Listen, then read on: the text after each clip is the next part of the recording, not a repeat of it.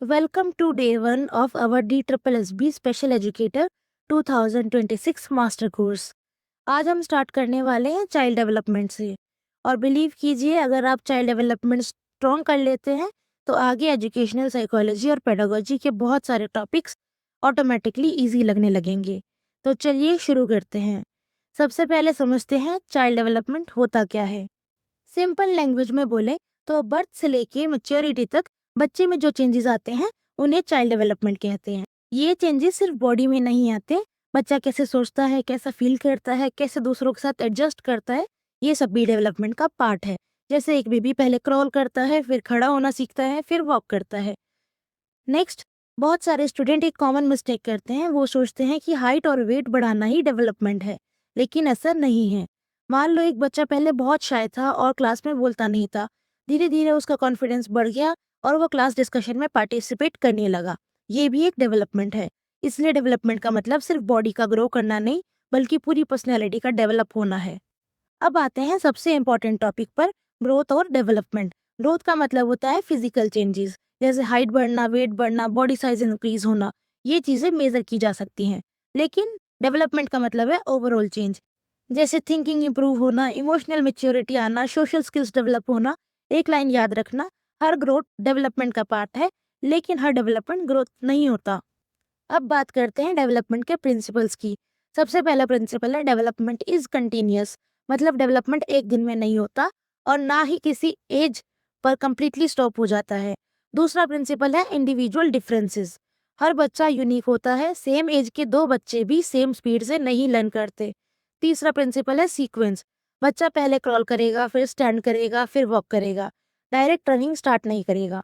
और एक important principal है जर्नल टू स्पेसिफिक, बेबी पहले पूरे हाथ मूव करता है, बाद में फिंगर्स को कंट्रोल करना सीखता है।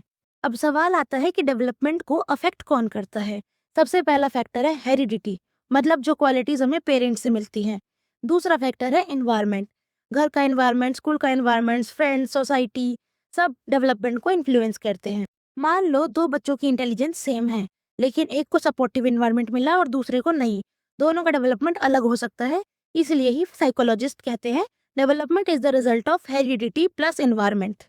अब टीचर को चाइल्ड डेवलपमेंट पढ़ने की ज़रूरत क्यों है? क्योंकि हर क्लासरूम में डिफरेंट टाइप्स के लर्नर होते हैं।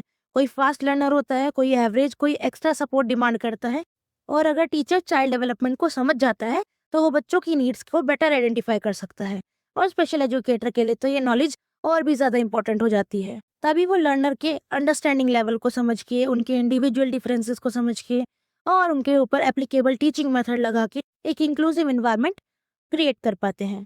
उम्मीद करती हूँ आज का ये टॉपिक आपको समझ में आया होगा, बट फिर भी अगर कोई डाउट रह जाता है तो आप कमेंट सेक्शन में ज़रूर लिखिएगा। और अगर आपको ये वीडियो अच्छी लगती है तो अपना वैल्यूएबल फीडबैक ज़रूर दीजिएगा। Now let's move on to the MCQ part. आज के एमसीक्यू आपकी स्क्रीन पे दिख रहे हैं। आप इसके आंसर कमेंट सेक्शन में ज़रूर लिखिएगा, क्योंकि अगर आपको कॉन्सेप्ट समझ में आ जाते हैं तो क्वेश्चन किसी भी फॉर्म में आ जाए आप सॉल्व कर लोगे। एक बात याद रखिएगा, कंसेप्ट को रटने से ज़्यादा उसको समझना ज़रूरी है। इसलिए हमेशा किसी भी कंसेप्ट को समझ करके ही याद कीजिएगा। और कल डे 2 हम स्टार्ट करेंगे एक बहुत ही इंपॉर्टेंट टॉपिक के साथ, अंडरस्टैंडिंग डिसेबिलिटीज। उसमें हम historical perspective of disability, national and international views, models of disability, medical model versus social model, impairment, disability और हैंडीकैप में डिफरेंस, एक्टिविटी लिमिटेशन, हैबिलिटेशन और रिहैबिलिटेशन, इनके बारे में हम पढ़ेंगे। So thank you for watching. अगर आपको आज की ये वीडियो पसंद आई हो तो इसे ज़्यादा से ज़्यादा लाइक, सब्सक्राइब एंड शेयर कीजिएगा, जिससे मैं भी मोटिवेटेड रहूं और आपके लिए ऐसी नई नई वीडियोस लाती रहूं और इस प्लेलिस्ट को हम पूरा कर सकें।